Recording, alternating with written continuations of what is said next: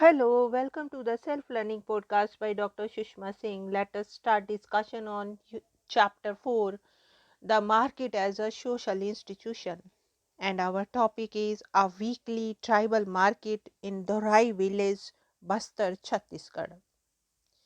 In most agrarian or peasant societies around the world, periodic markets are a central feature of social and economic organization. Weekly markets bring together people from surrounding villages who come to sell their agricultural or other produce and to buy manufactured goods and other items that are not available in their villages. They attract traders from outside the local area as well as moneylenders, entertainers, astrologers, and a host of other specialists offering their services and wares. In rural India, there are also specialized markets that take place at less frequent intervals. For instance, cattle markets.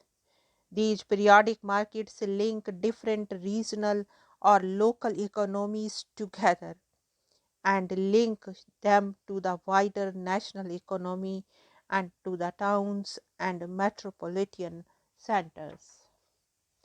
The weekly haat is a common sight in rural and even urban India. In hilly and forested areas, especially those inhabited by Adivasis, where settlements are far flung, roads and communications poor, and the economy relatively underdeveloped. The weekly market is the major institution for the exchange of goods as well as for social intercourse.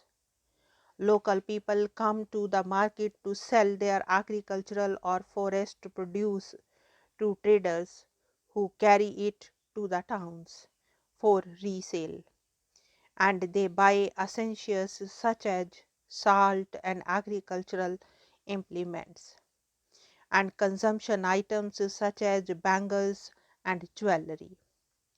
But for many visitors, the primary reason to come to the market is social, to meet kin, to arrange marriages, exchange gossip, and so on. While the weekly market in tribal areas may be a very old institution, its character has changed over time. After these remote areas were brought under the control of the colonial state, they were gradually incorporated into the wider regional and national economies. Tribal areas were opened up by building roads and pacifying the local people, many of whom resisted colonial rule through their so called tribal rebellion, so that the rich forest and mineral resources of these areas could be exploited. This led to the influx of traders, moneylenders, and other non tribal people from the plains into these areas. The local tribal economy was transformed as forest produce was sold to outsiders and money and new kinds of goods entered the system. Tribals were also recruited as laborers to work on plantations and mines that were established under colonialism. A market for tribal labor developed during the colonial period. Due to all these changes, local tribal economies became linked into wider markets, usually with very negative consequences for local people. For example, the entry of traders and moneylenders from outside the local area led to the impoverishment of Adivasis, many of whom lost their land to outsiders. The weekly market as a social institution, the links between the local tribal economy and the outside, and the exploitative economic relationships between Adivasis and others are illustrated by a study of a weekly market in Bastar district. This district is populated mainly by Gonds and Adivasis group.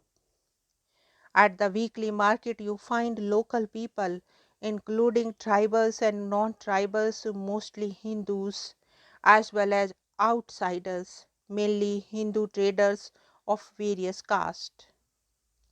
Forest officials also come to the market to conduct the business with Adivasis who work for the forest department, and the market attracts a variety of specialists selling their goods and services.